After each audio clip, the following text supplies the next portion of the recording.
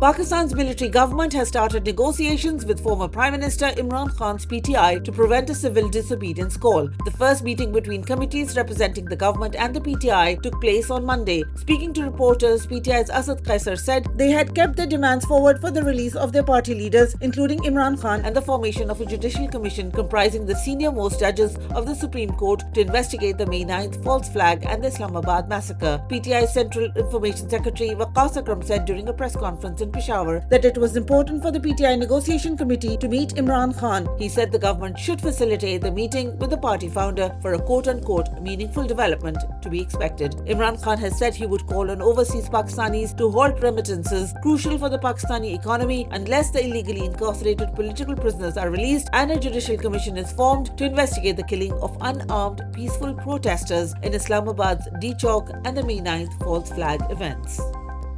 Pressure is mounting on Pakistan's authoritarian military government following widespread condemnation of its decision to convict civilians in military courts. Over the past 2 days, the European Union, the United Kingdom, and the United States, each holding significant diplomatic and economic influence over the nuclear-armed country, have expressed serious concerns about the extraordinary decision to try supporters of former Prime Minister Imran Khan in closed-door trials presided by serving army officers. In a statement issued in London by the Foreign Commonwealth and Development Office (FCO), it said that trying civilians in military courts lack transparency, independent scrutiny, and undermines the right to a fair trial. Quote, "We call on the government of Pakistan to uphold its obligations under the International Covenant on Civil and Political Right," unquote, read the FCO statement. The US State Department in its statement on Monday said, quote, "These military courts lack judicial independence, transparency, and due processes guarantees," unquote. The decision by Pakistan's de facto ruler Asim Munir to approve the convictions could have serious economic consequences, further crippling the country's economy. The EU grants Pakistan GSP Plus status, for which it has to meet specific and governance standards. The trade volume is over $7 billion to EU markets. Additionally, the US is Pakistan's largest export market.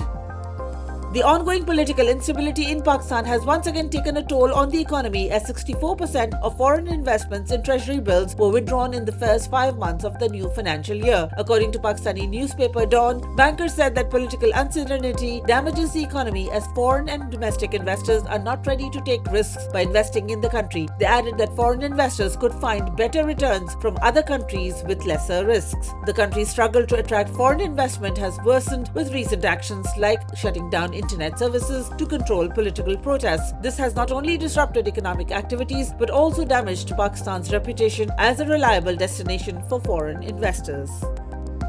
Cats are seen eating the corpses of Palestinians in central Gaza amid a devastating Israeli incursion that has killed scores and blocked rescue workers from assisting victims, according to an article published in the Middle East Eye. Footage posted on Sunday by local video creator Talal Mahmood showed cats eating from bodies of Palestinians strewn on the streets near a UN-run school in the Nazareth refugee camp. Ambulances and first responders have been unable to reach many areas under attack due to heavy Israeli bombardment in recent days. The Gaza-based government media office on Monday condemned the quote-unquote horrific war crimes committed by occupational Israeli forces in its latest ground assault on the Nazareth camp, which local media said began on the weekend. The death toll in Gaza is now over 45,300 since 7 October 2023, with more than 107,000 wounded, the Palestinian Health Ministry said on Monday. According to the UN, 70% of the victims are children and women.